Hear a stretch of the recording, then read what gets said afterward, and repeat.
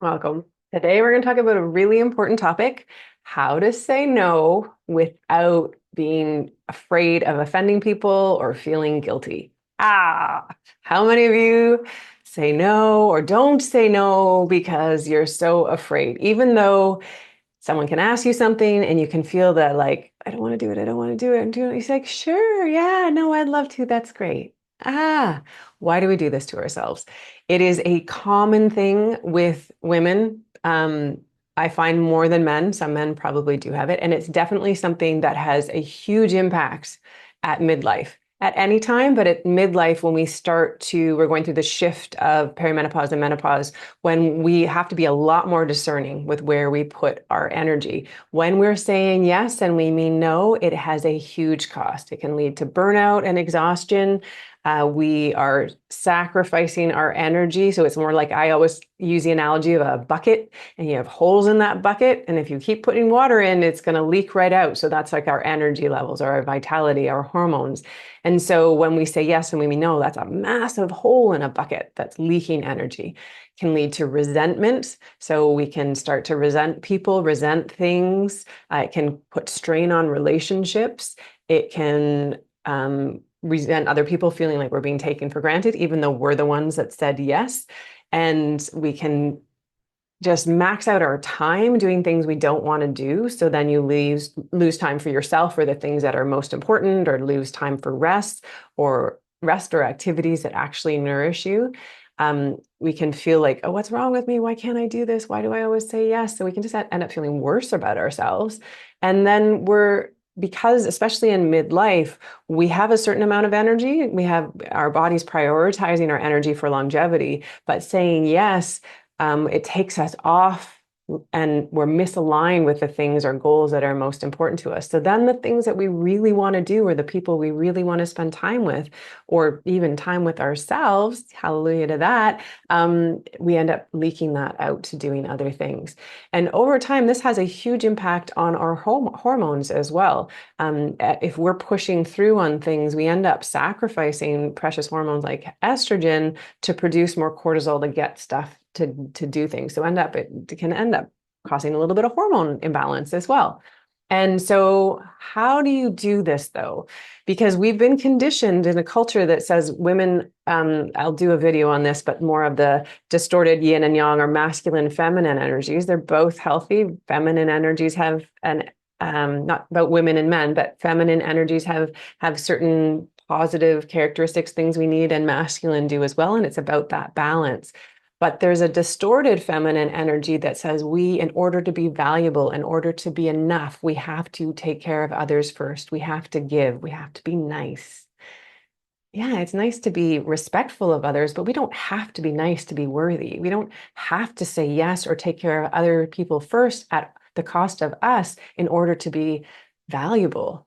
And that's a distortion that we have in our culture that's leaking energy. So some of this, it's inevitable that there might be some of this comes up, but then the key is to practice and learn a new way of being, to unhook from these distorted ways of being that have kept us feeling overwhelmed and saying yes and sacrificing our own needs to take care of others, and then practice showing up in a way that's authentic, that's going to serve everyone better. So down the road and currently. So let's talk about a few ways you can practice saying no. First, no, I remember someone told in a therapy session long time ago, she said, like, no is a complete sentence. Sometimes it feels awkward. You can just say, no, no, thank you. And that's enough. You can say no, but thank you for asking. These can be to the point, but a little respectful. Oh, that's so kind, but no, I can't. No, thank you very much. This is a thing I have to practice with my in-laws, because my partner's Italian and his dad loves feeding us things, and he kept putting more food on my plate. Here, more and more, and it's good, but I'm like, I'm getting really full here. And I had such a hard time saying no to him at first because he was so joyful of putting food on my plate. And then I'm like, thank you. No, I can't have any more. It's amazing, but no. Um, Another thing you can do, you can say the straight up no, but also detach from saying things, over explaining things. You don't need to justify your no. A straightforward answer like, I'm not able to do that. Respectful, clear without getting into specifics. When we over explain, it becomes really icky and kind of sticky and weird. Oh, I can't do that because I'm doing this and I'd really love to, but that it's just like, it becomes too much. So just if you notice the pressure to over explain, try to just give that a little bit of more space and just stick to the basics. I can't commit to that. I've got something else on. Um, Try as most you can to stay grounded and kind. Sometimes when we're saying no and when we're practicing, we can get a bit defended or it can come out a bit sharp. No, I don't want to do that. And I know for a long time with my partner, when I feel overwhelmed and he'd ask me for something, I'd sort of bite a little bit back. And he's like, I just asked. And I'm like, you're right. You did just ask. I didn't need to do it like that. So tone, body language, saying it gently, respectfully, that can be honoring your limits, but also respecting that the other person's just asking. They didn't do anything wrong by asking.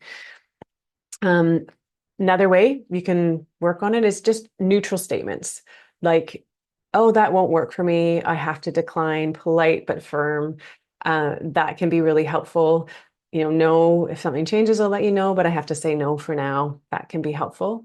And just reminding yourself that you have every right to say no. It's your life, it's your energy. You know what serves you best. You know what you want to do, where you want to put your energy.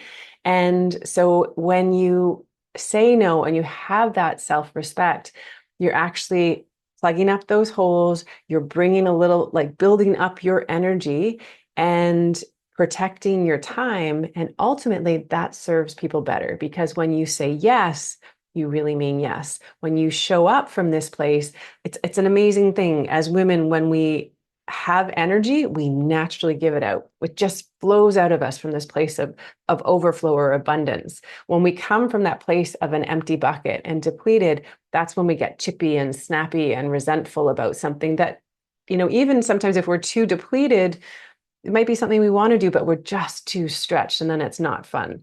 So over time, when you have these boundaries and are able to say no, it's a beautiful way to care for yourself, and you'll let go of some of that guilt or the fear of offending people. And then you're going to naturally come from a place of overflow.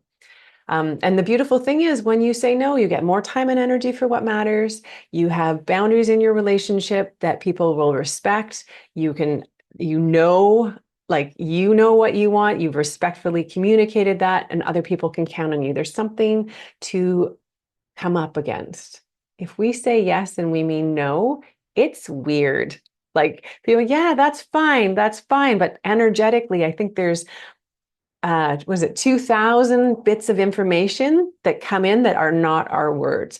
People pick up on the energy. When it isn't authentic or isn't in alignment, we're going to feel it and then it just becomes sticky. So healthier boundaries, healthier relationships, people can count on you with your yes. They trust your no. It builds a stronger relationship, reduces your stress and burnout. So that's again that leaking energy that's so important midlife. You have more self-confidence, self-respect, which is a huge thing. Enhances your focus, your productivity, because you actually are saying yes to the things that you want to put your time on, and you get those things done, which then feels better. So then you have more free time as well. And the beautiful thing is you're modeling this for others. As women, we need to model this for each other, to let other people say no, to not taking it personally, to say, wow, isn't that great? They had a beautiful boundary. I can do that too. And just think about your kids. If you have girls, do you want them to have nice, healthy boundaries as well so that they can go forward in life and have this clean energy and have the time to do the things that they want to do and show up fully from this place of overflow versus depletion? And for your boys too, definitely. So hopefully that helps. I'd love to hear if your comments and anything that works for you. Share different comments that do work for you. If you like this video, hit like and subscribe because I am providing different little tips and tools for midlife women every week. I come at it from the Eastern medicine background that I'm trained in, holistically looking at the whole person, the body, our environment, our food, our lifestyle, using essential oils and using simple things like the boundaries to say no. So I'm here to serve. I am obviously a midlife woman and postmenopausal, and these are things that I've come up against and continue to come up against in my own life. So I'm happy to share what I know from my professional life and my personal life. So thank you so much for being here. I wish you a beautiful day or evening. I will see you next time.